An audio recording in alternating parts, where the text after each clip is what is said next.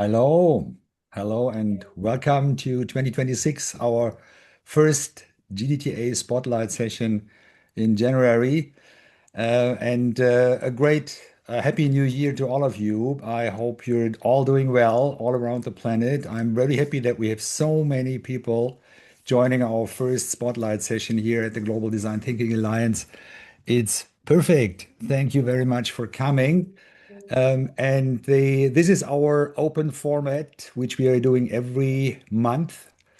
Next one is planned for February, and it's a 1 hour session, 60 minutes, about 20 to 30 minutes input about one certain special topic with one of our experts. Sometimes it's a member, like today, a member of the GDTA. Sometimes it's an external person, and it's always all around the design thinking and design thinking further development. And I'm really happy today to welcome Ricardo, good old friend, actually, also since lots of years. We just figured out last time when I was visiting you with Echoes at Sao Paulo was in 2018. I can't believe it. Yeah. And years before, you have been in Potsdam. That's how we met at the School of Design Thinking at the D School and got heavily in touch with design thinking. But you were also studying at other universities in the United States. Then, after the D School, you're returning back to Sao Paulo, to your hometown, and starting Echoes. And I was really impressed to see what you did and how many students and especially professionals you were teaching already at that time when I was visiting. There were several thousand, way more than we did at the D School in Potsdam, and which I was running and leading for about 18 years. My name is Uli Weinberg. I'm the president of the Global Design Thinking Alliance, and I have always the pleasure to moderate here and to welcome our guests. And today with Ricardo, we have a very special guest. I'm really happy that you are joining us from Brazil, getting up early in the morning. I think it's 10 o'clock at your time, at your place, Yeah. is it right? Yeah. And you were talking about AI and design thinking, and AI is in partnership with the design thinking team already in September last year in Izmir at our GDTA annual conference. And I missed your workshop and I heard a lot about a lot of positive things. So I think you will refer a little bit to what you were training and what you were talking about in Izmir in Turkey last year. But I'm really curious what, in the meantime, there's already several months and every week, every day, there's some new thing about AI. And so probably there are new things popping up in your mind. And I would love to give you the stage. And there's a dog in the back. Yeah, I see. Yeah. Yeah. Like soon as we call it. So uh, please give a big hand of applause to Ricardo Ruffo from Ecos in Brazil, Sao Paulo, live here together with us. And great to have you here. Ricardo, the stage is yours. Thanks so much, Uli. Thanks so much for the very warm welcome. So it's always a pleasure to be with you. So you've been one of our inspirations since our journey started. So as I normally say, I'm a proud alumni from the D School. So when we went to the D School in 2010, that has been 16 years.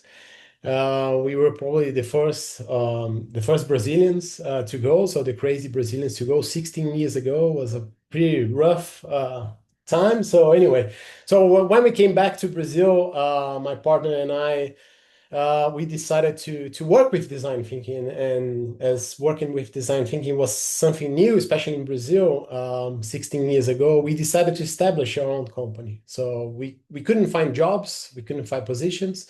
So we set up our own, let's say, consultancy that time. So that's where we started. So it's a very, and we started as a prototype as well. So we kick off as a blog. We started blogging, and the blog became a consultancy.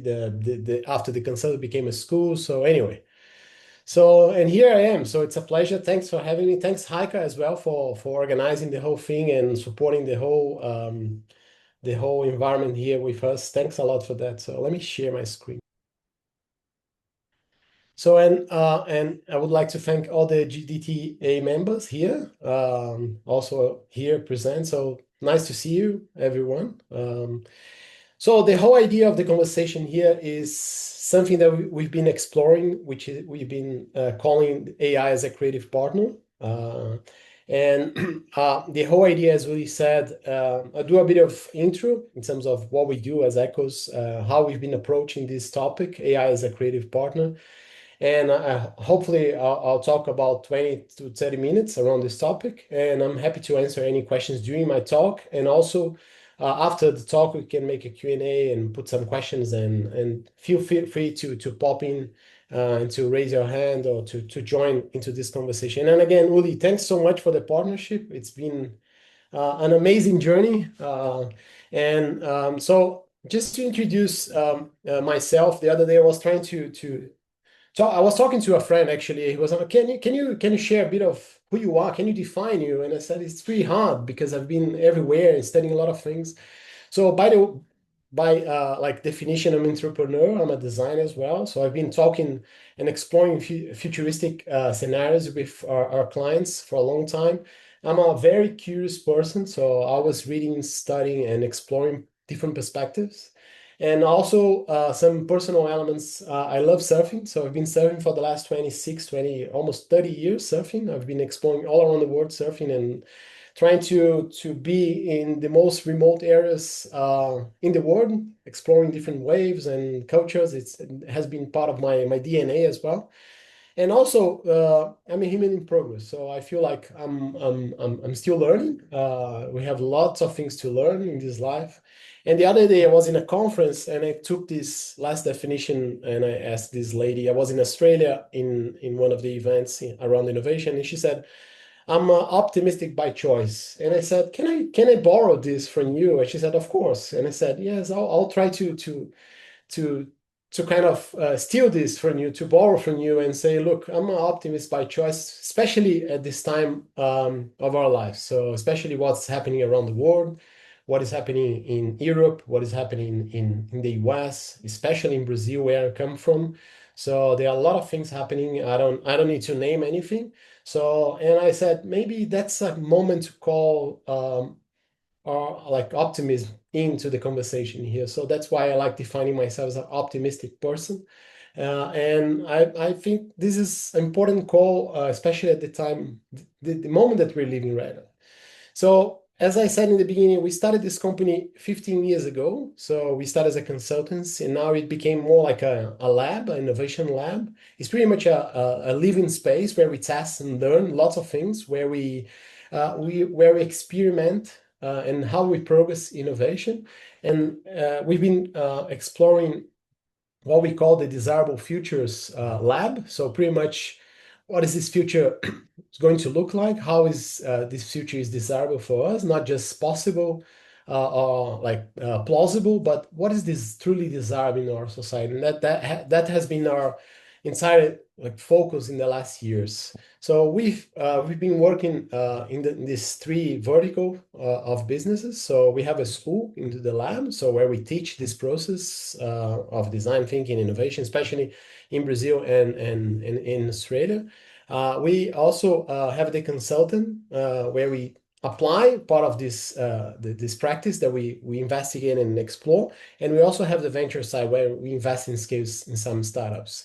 So in the last 15 years, we train more than 7,000 people around our courses, and we develop more than 300 projects around innovation. So it's been a pleasure to be working with close to the GDTA members as well. So it's been very interesting because we learned quite a lot.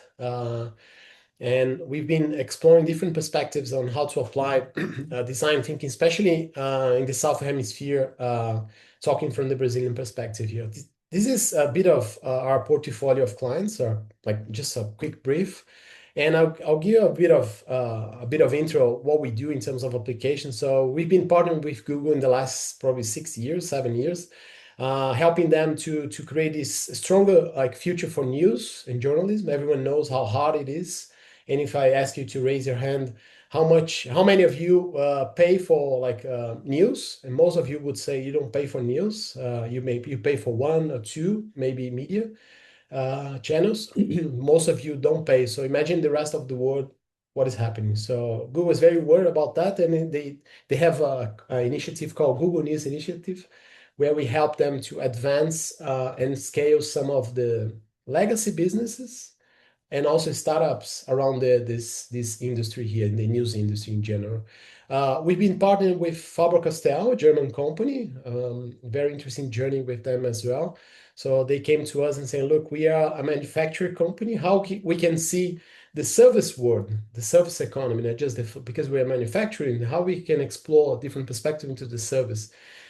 But also this service economy opened up a new possibility around education. So a few sectors to explore. Now they used to have a CVC, like corporate venture capital, into especially in the South America focus here. So where they invest some millions of dollars in startups into the ecosystem of Brazil.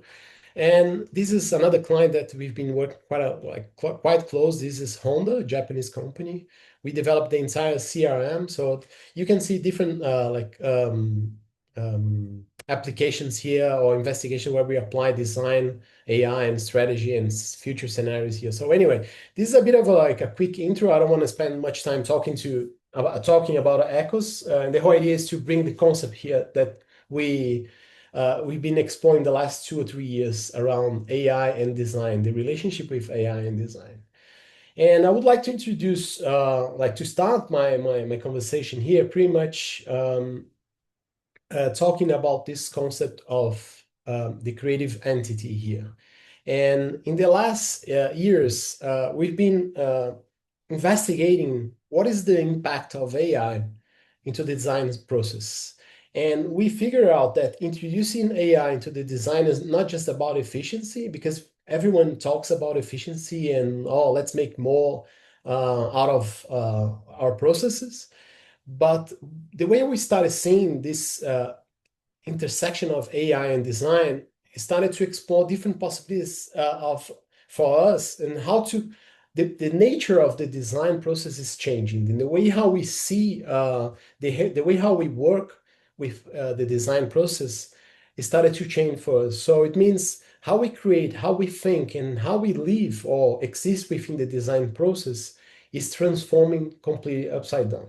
And what we are already sensing, and the whole idea of this conversation is to share some of the explorations that we have been doing the last years, is that what is at play here is the evolution of a creative process. The way we define the creative process is changing.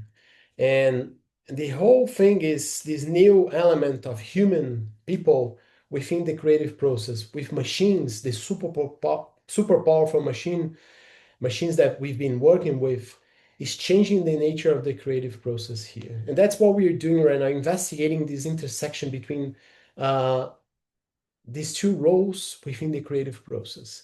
And this conversation around creative entity all started when I was reading this book from James Brittle, The Ways of Being. I really encourage you if you're more into philosophical explorations. He's a creative technologist, a writer, and he explores like ways of being. So what other types of intelligence there is apart from humans? We think we are at the end of we're in the top of the world in terms of intelligence, but there are many other ways of understanding intelligence here. And he explored quite a lot on this book. And by reading this book, he says technologies like AI are not just tools, they are entities with their own ways of being, active participants in the creative process, bringing unique perspectives and ways of thinking. By reading his book, I was like, oh my gosh, so if this is true, let me investigate if this thing is going to change completely the design thinking process. And we put a question to us 3 years ago. So if this creative entity is really something different than us, but we can rely on to create, how much it's going to influence in the design thinking process as we know. So we put a how might we question for us, how might the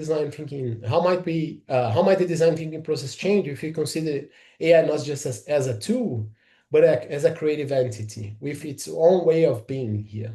And there are many ways here to explore. So, and the whole driver around this conversation was around to move from this crazy debate around efficiency and performance that people like, especially the C level, are trying to chase, but how we can introduce AI with its own way of being or with its own way of thinking about the process here, assuming that is a machine, of course, not just a human, but once you understand, when you assume that AI has the potential not to substitute a human, but also to amplify the way how we see things around us, or to amplify our ability to understand things, we start to see that there is a new way of thinking within the creative process. Something that we've been exploring, and I think Ethan Mollick from the US, he did an amazing job writing this book called Co-Intelligence. I really encourage everyone to read this book because he's been exploring AI, especially in the education space. And he wrote these principles around the rules of co-intelligence. So, and we've been using this as a way to inspire or to guide this creative process, especially when we are adding AI to the conversation here. So, and he says, always invite AI to the table. So you cannot invite this creative entity and just say, I'm going to use the tool, because if you ask questions, they're going to reply, and that's fine. But if you invite this entity to the table for you to join in a different way, you're training your team and your machines to act as you want. So if you want them to be more like as a designer, as a creative, or a questionary, or more like a depending on the role that you create, you have to invite them to the table. You need to be aware who is joining this. The other thing that he principle here is around be the human in the loop. So we are discussing this idea about, are we going to lose your jobs? We're not going to lose your jobs. Who's going to be substituted by AI and so on? In the end of the day, when we're talking about the creative process, we need people. We need a human perspective here. But who defines intention within the design project is human perspective, and that's where people play an important role around defining what is the intention of a project, what is the intention of investigation I want to go through, and being the human in the loop is quite important here. The other thing which is quite controversial is around treat AI like a person, and I quite like this because people say, "Oh, you shouldn't treat as a person," but one of the things that Ethan Mollick explores is that if you treat the AI as a person, you're inviting we as humans, we are so sophisticated, so advanced in terms of culture and some of skills in terms of communication. And by inviting AI to the table as a person, you start to kind of leverage, or you start to put in the same position those machines as humans. And by putting those machines as humans, you start to think, okay, if this AI is a machine, let me investigate who's this person. If you start doing a project with someone, let's say Sebastian is here, and I'm kicking off a project with Sebastian, I need to know who he is. What is his background? What is his advantage point? How he adds to the conversation, to the creative process here. And that's pretty much what is happening with AI. Once you invite AI to the table and treat it as a person, you need to understand who's behind. I'm not saying that you don't need uh, to rely entirely on the machines, but I'm saying that you need to understand what is behind this programmed, those coded, those softwares, and who programmed those things, because they're just based like mathematician models or like codes. And once I invite them to the table, I need to understand who they are. And that's the moment that I bridge the gap of knowledge around, is this truly like a machine, or can I use as a creative entity in the creative process, inviting them to be as human as they could be, knowing that they are not humans, right? So this is a very interesting investigation here, because once you treat them as a person, you're putting the same position, and you start to kind of, this machine is not answering the right way. So should I put in another way, or should I rely too much, or should I decide everything based on AI or not? So, and as if you do the same thing with, let's say, with an intern or someone with not much experience or someone new in a field, And the last thing that he explores in the rules of intelligence, the co-intelligence, I assume this is the worst AI you ever use in your life. And that's, I don't need to explain that, but you know what is happening. And just to give a bit of like a graph, what is happening is already happening right in front of us, that every 5 to 7 months, AI is doubling its capacity um, to to your capability within solving their tasks, solving their challenges here. So again, the whole idea is not um, to entirely rely on AI, but inviting them with their way of being or way of acting into the world. And this is already happening around the world. We've been seeing so many applications and so many ideas. I'm going to share later what we're doing here. But what is happening right now with AI being applied to the innovation process, the rules of innovation, the way how we know innovation is changing completely upside down. So I'll give an example. When we see from the human, like the team's perspective here, new roles and abilities are emerging. So here, pretty much, you can see in the bottom here, before AI and after AI. This is just a joke, like the word before AI and after AI. So in the past, we used to have this anthropocentric design where humans are everything, and we need to design things for humans. And we used to have this hero design. We still have some left, Italian design, Steve Jobs, and so on. So the heroes of design, we still have some left, but especially with design thinking, we breach this new world in the collective world, like design being as facilitators, and design became a facilitator of process, like bringing the best out of the teams and so on. Now, what we are seeing after AI is a life-centered design. So every living species in the world matters. How can we understand their intelligence and design things for them? And the role of design is not just about as a facilitator anymore, but about orchestrator. How you orchestrate those types of intelligence within the creative process.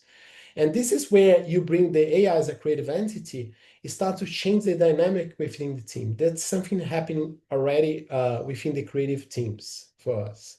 So the other thing that is changing, you probably know the old model of innovation and the try and error, right? So you have a problem, you have a hypothesis, you do a physical test, even if it's digital, where you do a test, you collect information, you analyze the information, you decide, and you try to implement this model. This is the old model. The thing that we are seeing right now, especially with AI, is those simulation and these digital twins happening in front of us. Imagine that you can create a digital simulation of your process, of your products, of your services, or any experience within your creative process, and you can create a digital twin of that.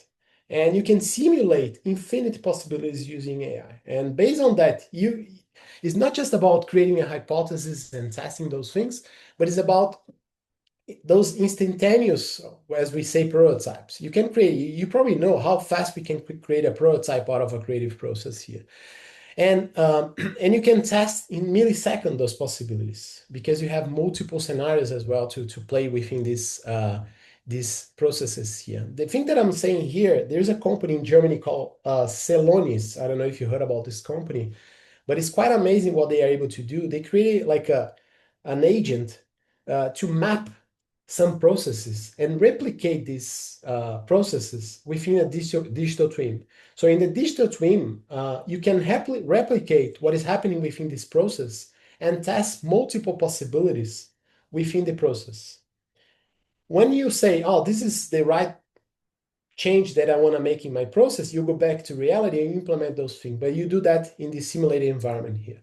So anyway, in a world where you have infinite content, your question here, the way how you prompt, the way how you challenge, the understanding of your challenge is your creative edge now. And that's where it changed everything. So prompt here, everyone talks about prompts right now, right? Prompt is pretty much not just putting a question to the world, but it's a new interface into the world. How do you model multiple words in front of you? So going back to the basics of design thinking, as I used to learn back then 20 years ago, you have to have like questions. You have to think about possibilities and not just about answering those questions because the machines are quite powerful to answer your questions, right? So your creative edge here is not about prompting question and answers, but it's the way how you prompt is going to create simulated words for you to understand how the word could look like. So few things to understand around prompting, especially in the AI process, in the design process here, the way how you question shapes the answer.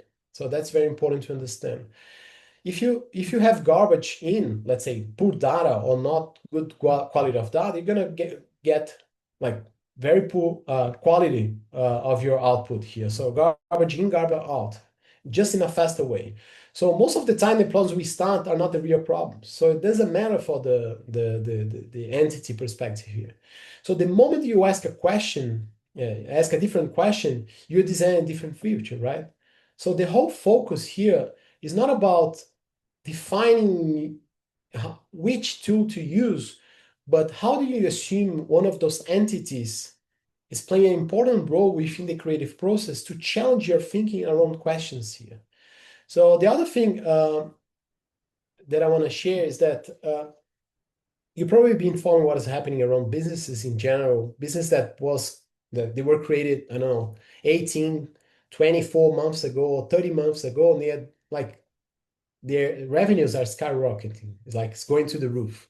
And we heard recently about the new acquisition from Meta and Manus. No one really knows what is the numbers, but Manus just got acquired by Meta, and it changed completely the way how we build things. And that's what we're doing right now. So if creating things around us are completely like there is no more barriers to build things, to build prototypes and to test possibilities. Because we have multiple access to multiple tools and environments here. So I just like to add this this is more like a philosophical perspective, but Mo Gaudat, he was the former chief business officer at Google X. Google X is the innovation lab from Google. And he says, what if we had a 400 IQ in our hands? And this is, of course, this is not it's more like a metaphor and not for real, but as a matter of as more like a exploration. Imagine that not now, but in the near future, when we could add IQ to our hands, to our team, what's going to happen to our creative process? It's not just about answering the questions, but how you frame the questions is going to influence the way how you get this new reality around you, around your projects here. Imagining that we can add 80 to 90 points of IQ into the creative process within the creative team is going to change completely the way how we produce outputs here.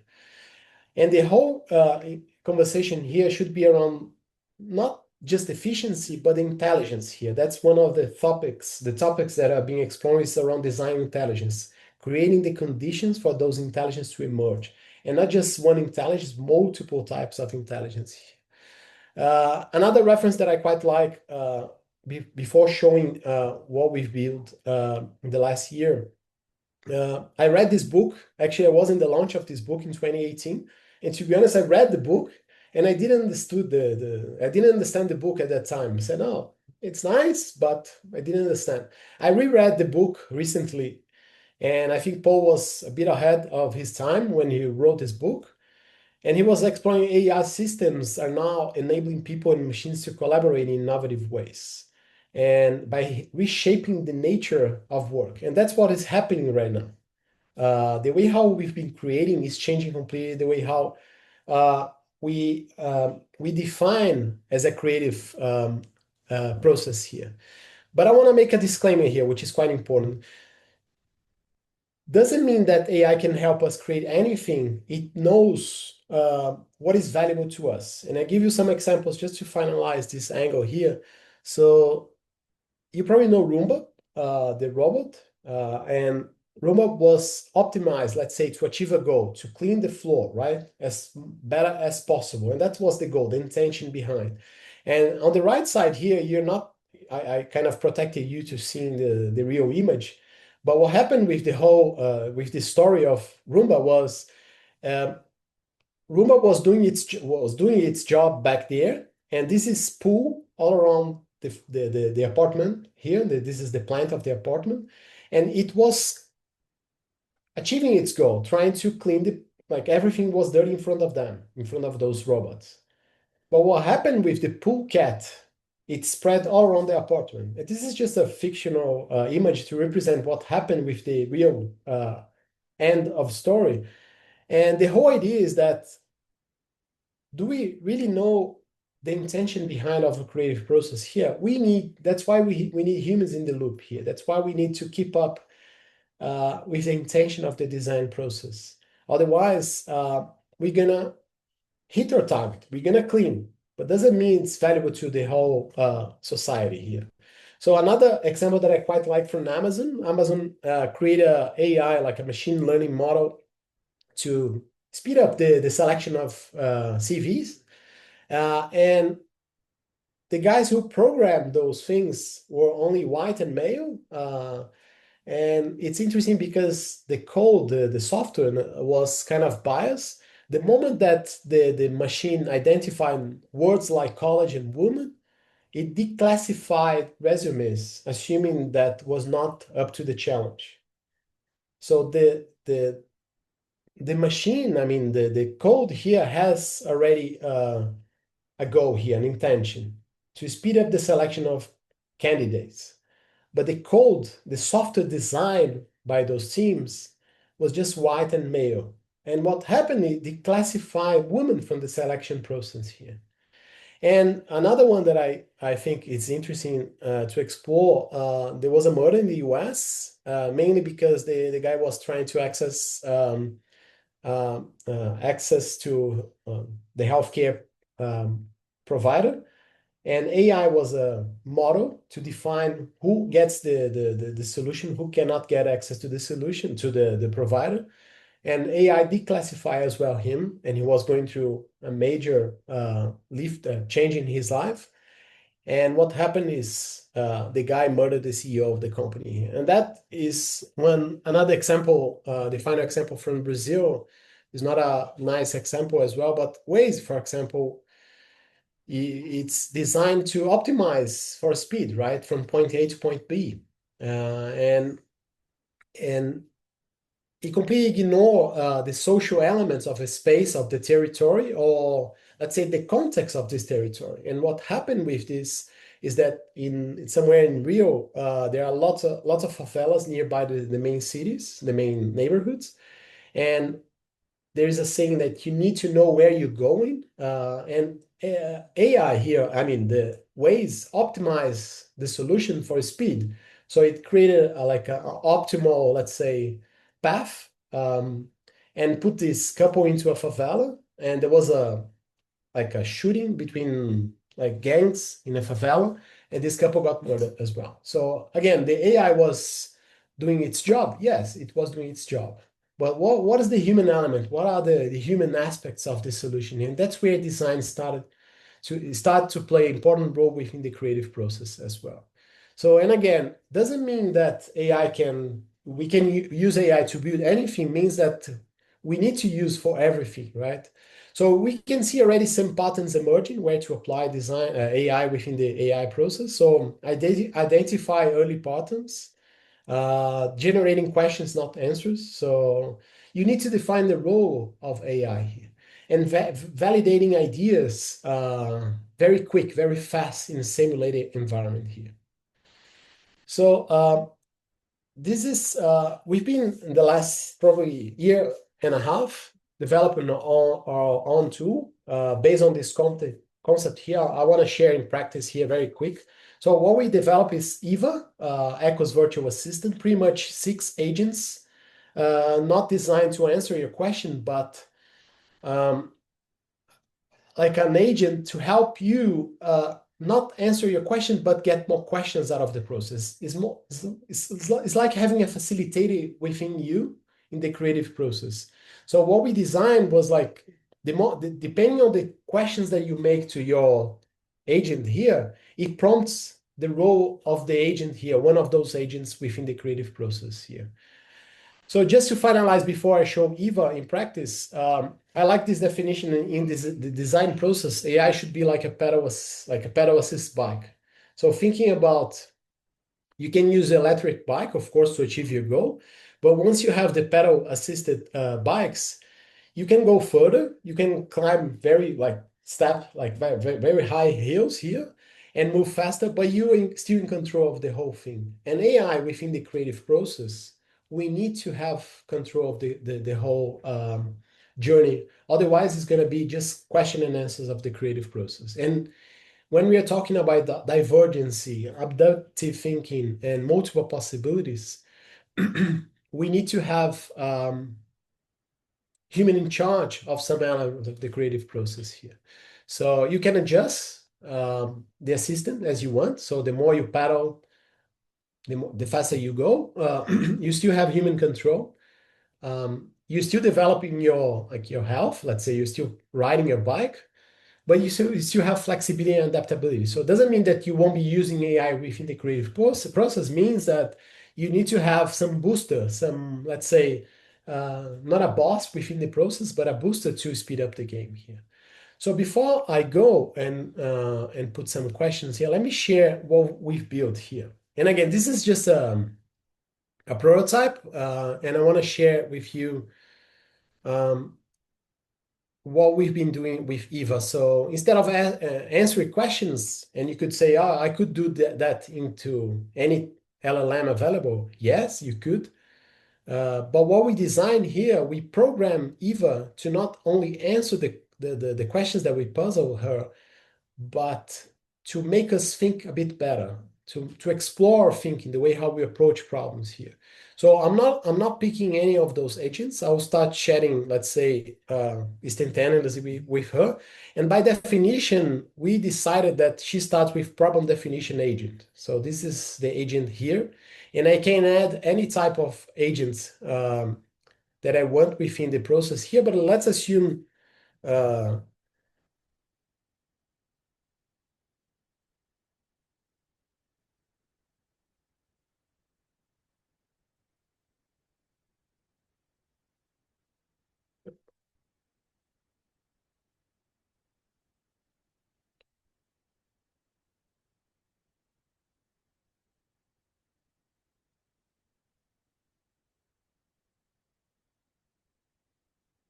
so I'm putting a question here. And she could be like responding like if you make the same question to ChatGPT or whatever, you might have your answer, but she's programmed not answer the question here. She's programmed to make you start thinking about the design thinking process here. So if you're thinking about using AI to teach your students to think about multiple angles, Eva is designed to help you explore multiple angles of the understanding of a problem. So she would reply instead of an answer, she replies like user's perspective, symptoms and cause, context and constraints, goals. So she's designed to not get answers, but she's designed to make you start thinking about the process. So let's say, give me problems.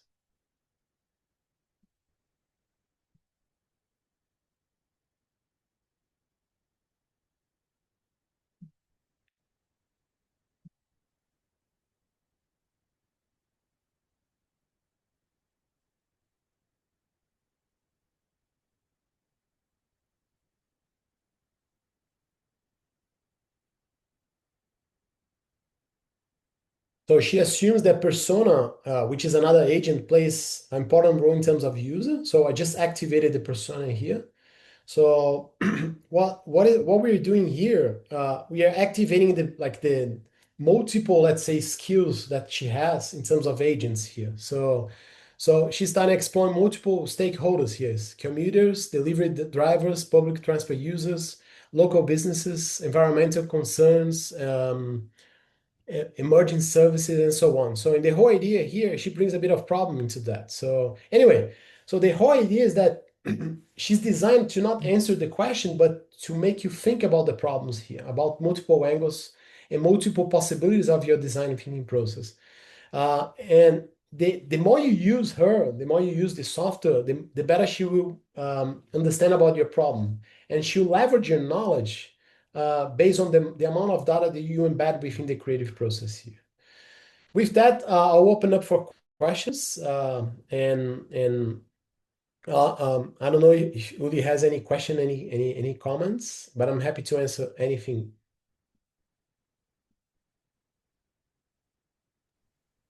Awesome. We also have a few questions in the chat that popped up along your Yeah. talk. Thank you very much. First of all, Ricardo.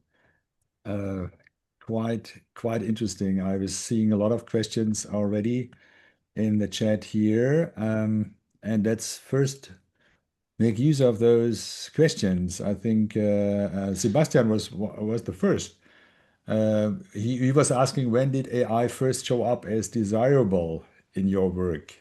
At which context? When was it desirable for you? 20 like from the client, I understood from the client's perspective here. It started very strong in 2023. So between 2019 to 2020 was only a conceptual desirability. So we did a project for work safety in Victoria, in Melbourne.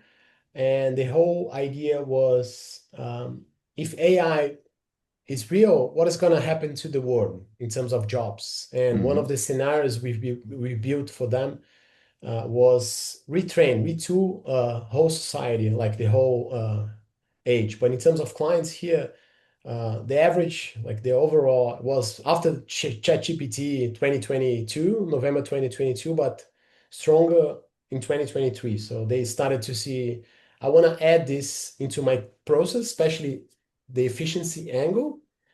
But what we are sensing now, they don't want to add just efficiency. They want to extract more out of the interaction to any process. I don't know if if I answer your question, Sebastian, but well, you went, if I may jump in, you exactly went in the right direction. Hence, we're talking futures and desirable futures. I was actually going maybe even before 2023 and looking back.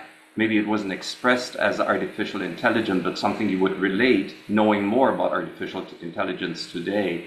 What, like, weak early signals you've sensed from your client base, and what that actually tells us about artificial intelligence as we perceive it today.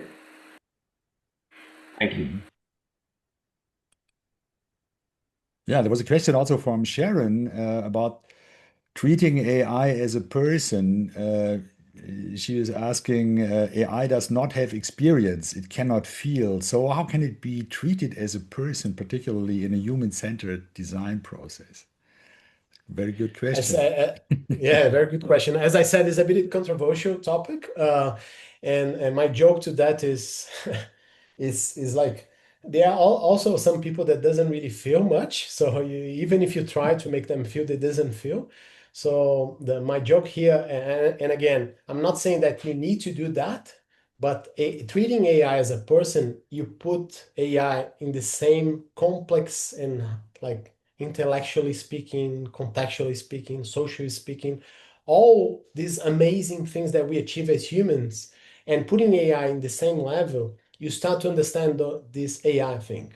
And just for that, you kind of put, okay, if AI is a person, let me understand how this thing is programmed, how this thing is designed, why this thing is working that way, why is this thing answering this way, how this thing was programmed in a way that is responding to that.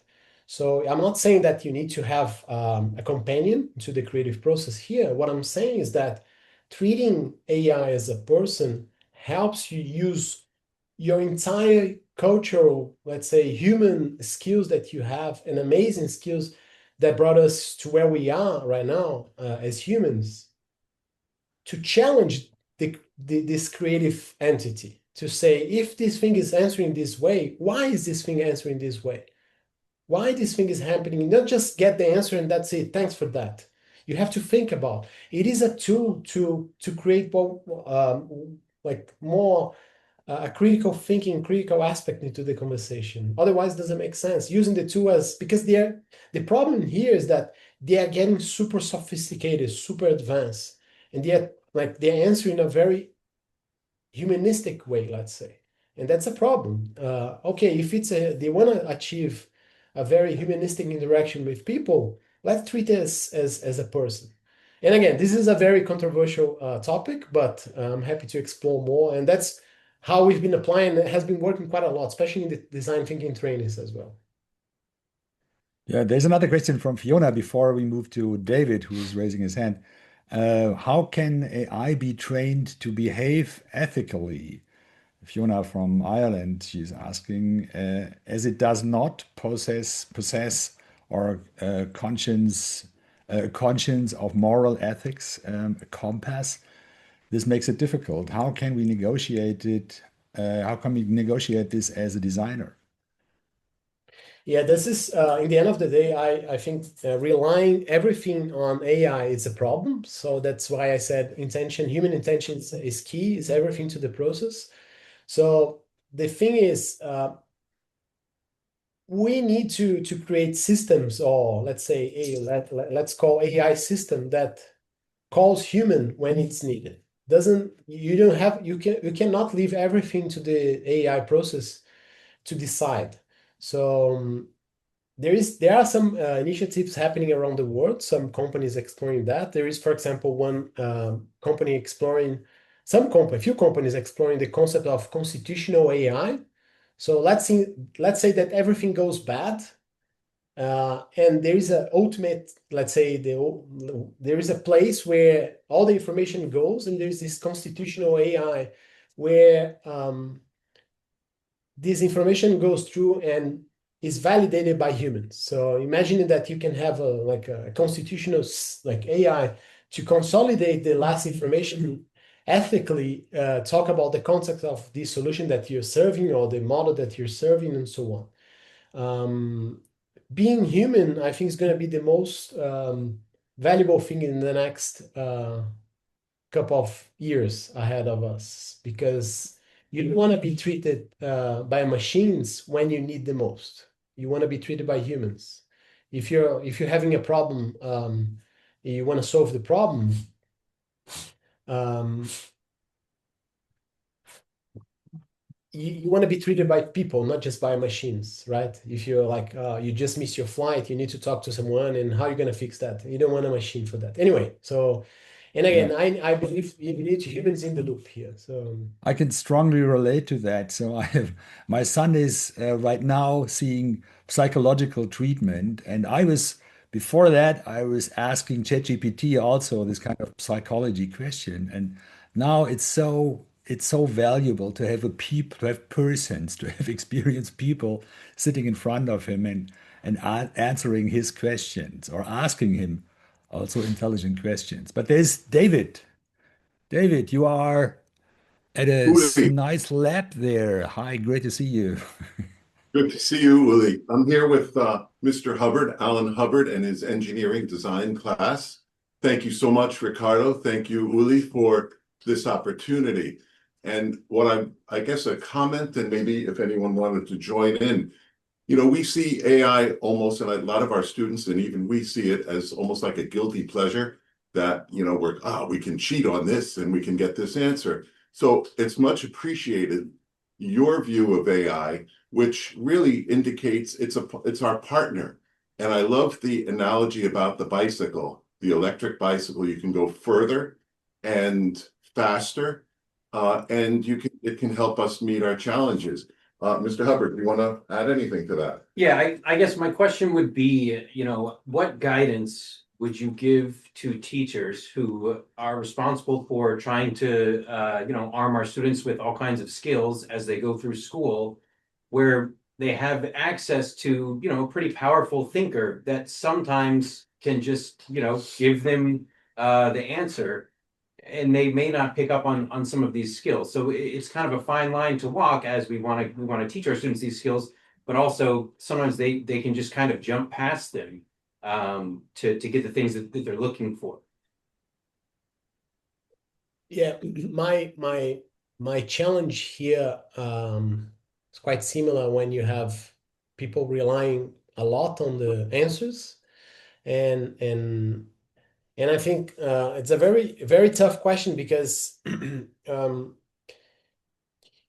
there are some tricks. As I said, for example, the four principles that I've shared for Neat and Malik, setting up those principles within the interaction within the students helps us breach some of these gaps, few of these gaps, uh, especially when you there is this thing about treating AI as a person. There is a bit of play within this conversation as well because students get engaged with play a lot. So you can play a bit with this. How you name your AI. You don't use only one tool. For example, if you're using Copilot, try to use Perplexity. Try to use Gemini. Try to use whatever, like Grok, whatever tool you're trying to use. Try to use multiple types of LLMs here. So inviting them to be curious about what is behind these machines helps us to bridge this gap around them not to answer just the questions that you make for them. So because it's quite easy, it's quite fast. So it's quite handy, especially synthesizing information. It's quite um, fast when you say, I don't want to watch the entire 40 minutes of 60-minute talk from Ricardo talking about AI as a creative partner. I want to just the 4 or 5 insights from the whole conversation.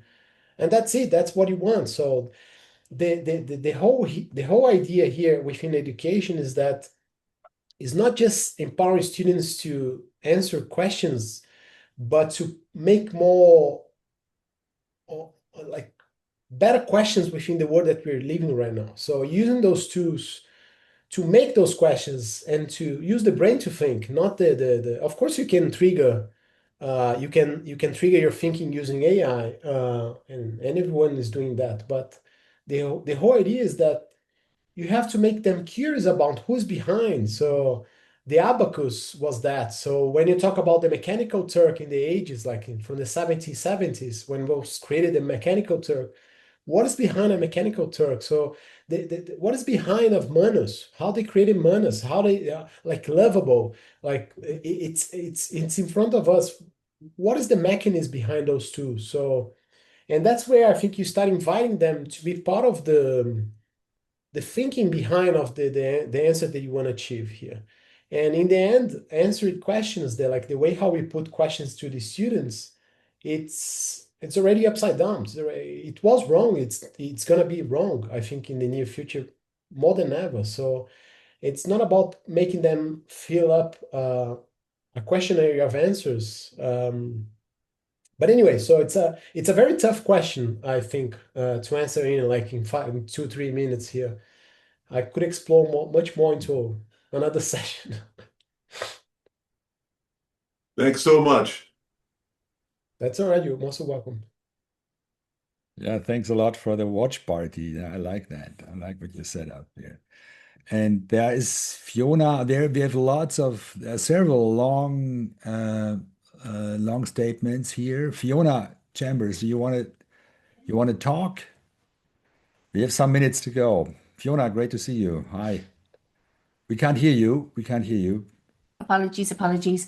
Ricardo, that's amazing, that session. Thank you so, so much. Yeah, and what you're doing is really brave, but very thoughtful. So I love that.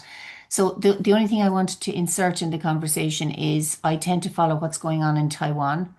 They have an amazing project called Plurality, led by Audrey Tang, the former digital minister.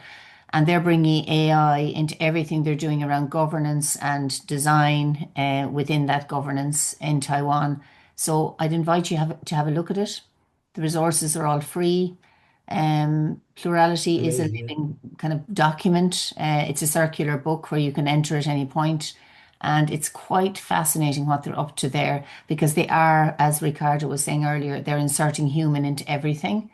And it is a digital democracy and probably one of the first of its kinds in the world.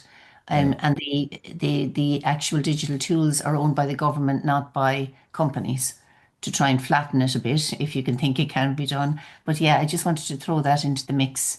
Actually, Amazing. Yeah. thank you, Fiona. Yeah, sure. You might not know that we invited Audrey Tang several years ago at our annual conference at the times when it was only digital during the pandemic. She was the opening speaker.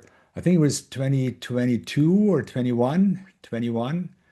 And it was really amazing. At that time, she was still in the position of the ministry of the minister. And I met her recently, also last year.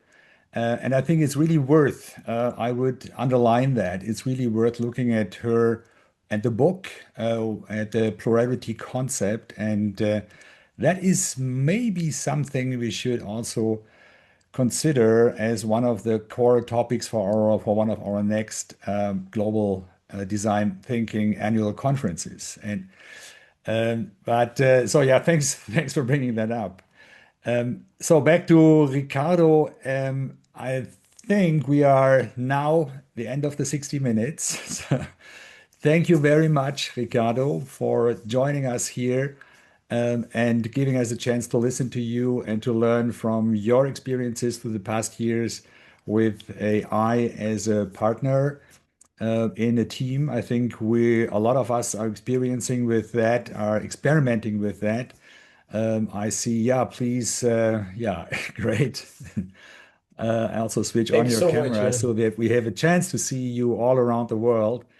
And I want to recommend to visit also our next session, next Spotlight session in February. We didn't decide about the date yet. It will be coming soon, but we know already who will be speaking. It will be Agnes Kwek. And Agnes Kwek was at the presidential office at the Singapore president for about 10 years, supporting the president with bringing design thinking to political activities. Actually, Agnes, she was also a part of the session where Audrey Tang was the opening speaker, where we were talking about about design thinking and policy making. And it will happen probably in the middle of February. We are working on a date yet, right now. She is currently in Singapore, but she's living in Paris, and I'm really looking forward to her talk. And also, I want to make you aware of our yearly conference. That is a little bit to go. It's in September, but please take the note and put a mark in your calendar for September 29 and 20 and 30, 29 and 30. The conference will happen in India, in south of India, in Coimbatore, at SNS institutions. I'm not sure if we have an SNS person today here in the call. And I'm really looking forward to that conference, to the 2 days in India, experiencing a school with about 20,000 participants, kids, young kids from school, from kindergarten, school, university, up to PhD, the whole thing in a design thinking mode. So you're welcome to be there, to come, and we'll also have a digital version of that as well, at least of parts of it, probably of the first day. So 29th, 20th, and 30th of September 2026, Coimbatore, India. Thanks a lot to all of you. Thanks especially to Ricardo for joining from Sao Paulo.